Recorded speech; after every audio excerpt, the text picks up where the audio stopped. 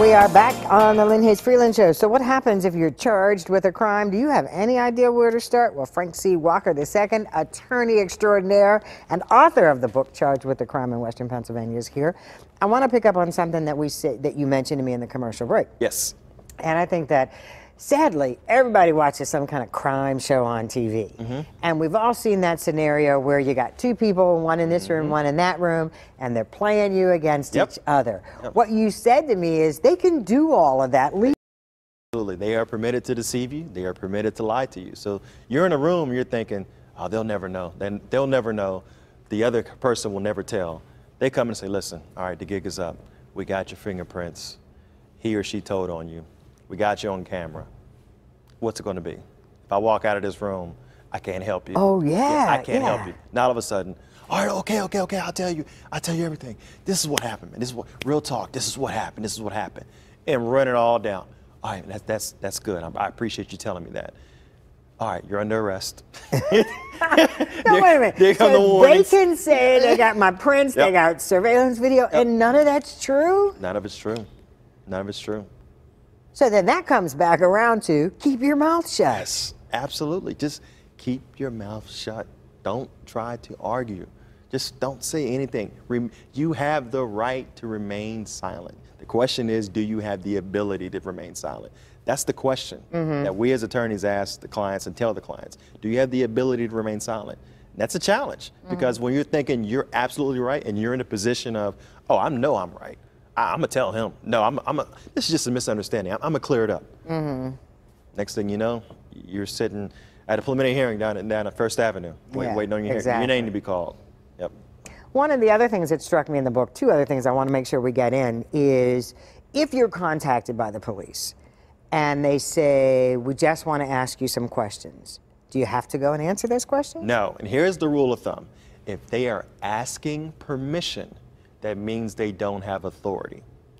For example, may I search your house? That's an ask. May I search your person? That's an ask. You want to come down? Can you just come down and just answer some questions? Please come down and answer. Just clear this up for me. I have their side. I want your side before I go to the DA and tell him what to do. Because once I go to them, nothing I can do about it. If they're asking for permission, that means they don't have authority to command you to do that. Now, when they tell you to come downtown, 9 times out of 10, they already know they're going to arrest you anyway. Now, you're just helping them out. You might as well just walk yourself to the jail. I mean, it's that simple. They know what they're going to do before you get there. They're just trying to make their case a little bit more stronger with your statements. Now, you go down there thinking, I'm just going to clear it up. Yeah, you sure I can come down. Then afterwards, thank you, I appreciate that. Then next thing you know, you got a warrant for your arrest. The attorney picks up the paperwork, reads it. Why did you go down there? Right. Well, they gave me an opportunity. They said they were going to go to the DA. They were going to arrest you anyway. So why did you go down there? Okay, so ask and authority, two key words there. 2 key words. The other thing you do in the book is you really lay out what it means to be indicted. And I don't think that most people understand what that means. Yes, in the federal system, for the state system, you can be arrested or indicted straight by a grand jury process. Most times you're arrested or it's a summons. Or in the federal system, you are indicted where they go to a grand jury. It's a secret grand jury. And they present the information without your presence, without an attorney on your behalf. They present it to the grand jury, and it's been said, yes, you can indict a ham sandwich, which is true. They go in there, present the evidence. We're asking for an indictment as to first-degree murder or as to possession with intent to distribute 5 kilograms of cocaine. They return the indictment. Now all of a sudden you've been indicted. You have to get arraigned.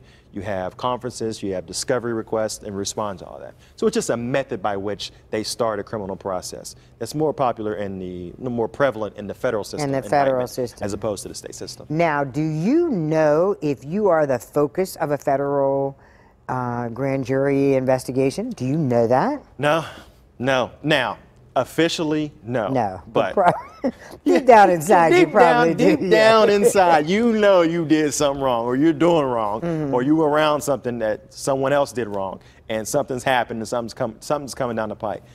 Go find an attorney, and be truthful with the attorney. That was going to be my next point. Tell them everything. Don't think I'm just going to give him a little bit. He or she doesn't need to know all of this. I'm just going to give him a little bit.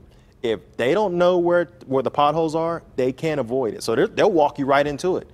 And then they're looking at you like, well, why didn't you tell me that?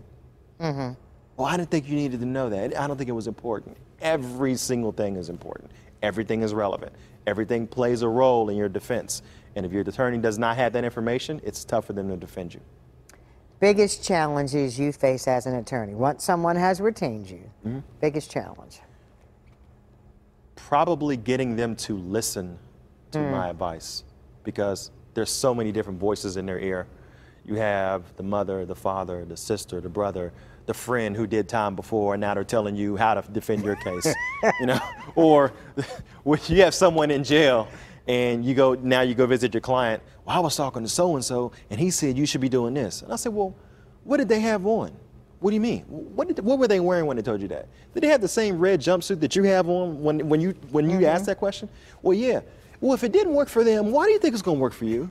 But they keep thinking it's going to work for them because it's consistent advice. It's not the correct advice, but it's consistent. And they need communication because they're broken off from it.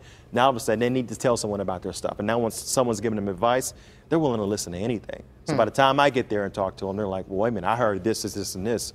I think I'm going that way. I'm going in that direction. Why shouldn't we do that? Right. But we've been here before. We know how this case plays out.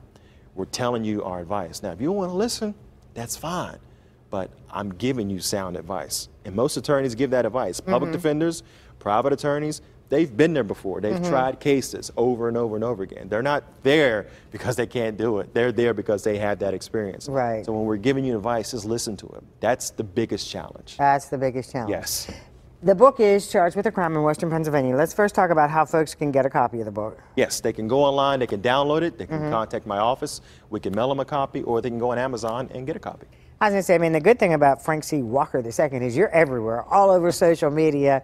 You are everywhere. I try to get it out there. We got about a minute left. Did you write this book because so many of these are questions that you run into on a regular basis? Yes, absolutely. I try to educate. You want to educate a client. You want someone who understands a general overview, and that all your job is simple. You're filling in the gaps. Okay. And you have a verification of something in writing where they can go to and get their questions answered if they can't reach you on the weekends or at night or on a holiday.